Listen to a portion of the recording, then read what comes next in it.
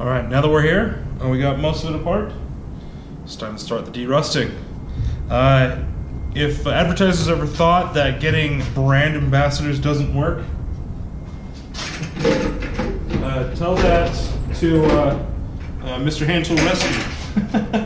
Picked up a 5-gallon jug of Evaporust. Never used it before, but I got a lot of pieces, and it's going to need a lot of derusting. And the less wire wheeling that I can do, the happier I think I'll be as a person. So, all right, let's get going.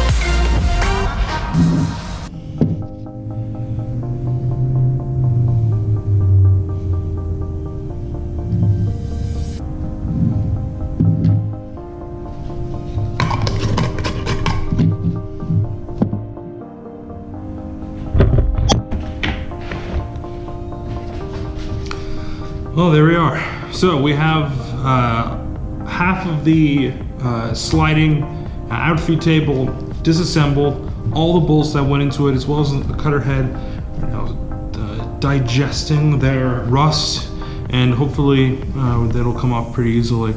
I have taken the cutter head out to the makerspace near me. I have communicated with some of my machinist friends, and we think we have a plan. So we will be drilling out the current set screw that is giving us so much grief. We're going to be trying to use a reverse tap, at least this is what I understand, to get it out. So we won't be drilling it out back to the threads. We'll just be drilling a new hole of which to put in a new tool to bring it out. I'm feeling pretty positive in this. When I had, even with it spraying out and, first essentially expanding inside its slot because of how many cracks were in it, I was still able to loosen it and get it to where I could move it back and forth pretty freely. I think that there might be just a little bit of dirt or just a little bit of a, a roughed up thread that's keeping me from really finishing and pulling it out. So, I think if I can just get a little bit more leverage without causing the threads to be pressed in on itself, I think we'll be in pretty good shape. So, from here, we'll need to take the table and do what is very difficult and slowly polish off that grime and gunk and get back to a cleaner surface. We'll wax that, and then we'll hopefully make it look like the infeed table. Attach it back on, set it off to the side, and until it's ready to be painted. And then hopefully, really soon we'll get to the infeed table and all its bits and bobs. We'll do the same thing and tackle the big 24-inch handle. All right, guys. Thank you very much. Stay tuned.